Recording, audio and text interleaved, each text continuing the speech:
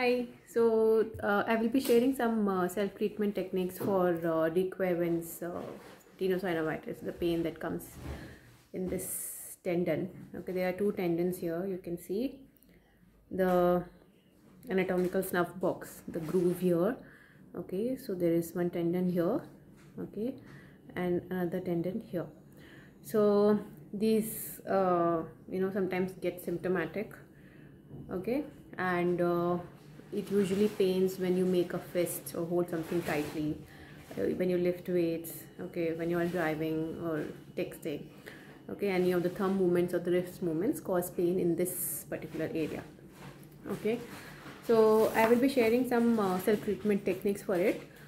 The first one is applying heat and cold alternatively. So if it is a acute onset, like it's a recent development, you need to apply ice, okay, for 8 to 10 minutes twice in a day. And if it is like more than a week old, you can use contrast bath, where you use hot pack for 2 to 3 minutes and then cold pack for 2 to 3 minutes, and again repeat hot and then cold. Okay, so this increases the circulation of this tendon, okay, and it helps reduce the inflammation and the swelling. And next that you need to do is you need to do a mild stretching. So to stretch these tendons, you need to reach out for the little finger, close your fist and stretch it. Like you are supposed to tilt it in this direction slightly. Tilt it, hold it for 10 seconds and come back. Then again tilt it, hold it for 5 seconds and come back. Next, what you need to be doing, okay, so the next one that you need to be doing is called as the transverse friction massage, where the tendon is lined this way, okay, transversely you need to apply pressure and glide your finger with the moderate pressure across the length of the tendon. Okay, so it goes all the way till here, okay, and this tendon goes all the way till here. So across the length of the tendon, just apply moderate pressure and give a transverse massage.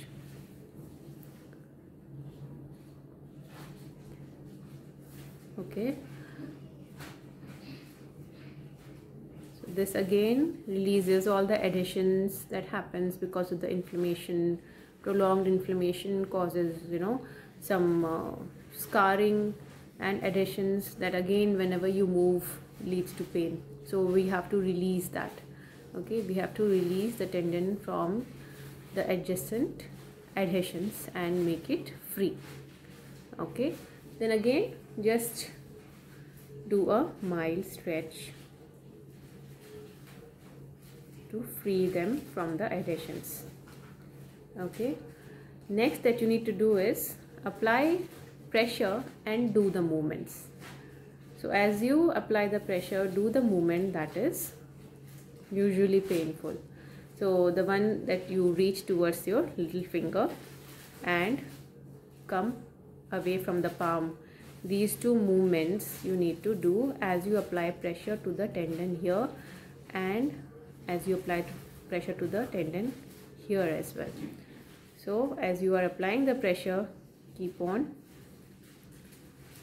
moving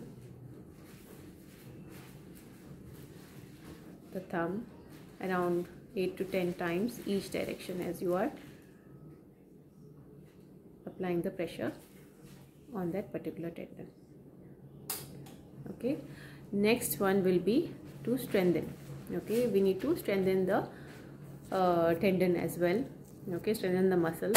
Tensile strength of the tendon is important.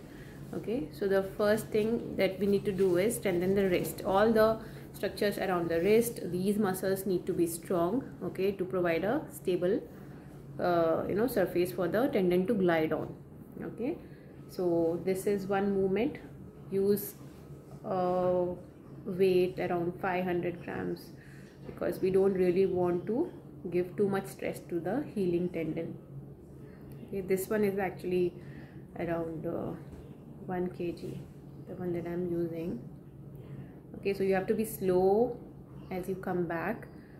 okay, because eccentric strength is what will help you the most. Eccentric strength is that you control the movement, okay, so that it happens slowly. Next is in this direction, okay. So you have to rest your hand on the table, okay. So this is on the table and then move it this way. Let it go down completely like this. So edge of the table you can keep your wrist and do this.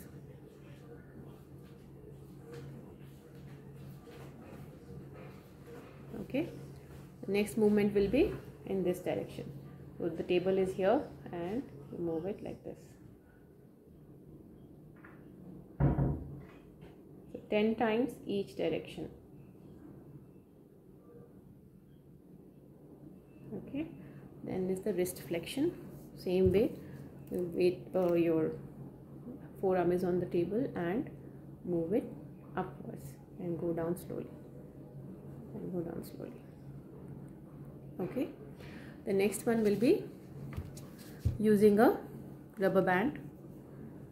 You need to stretch it. So this will strengthen the extensor tendon of your thumb. Okay, and you can also use a sponge ball to strengthen the flexors.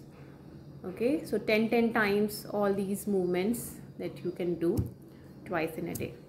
Okay, end all the routine with some ice pack. Okay.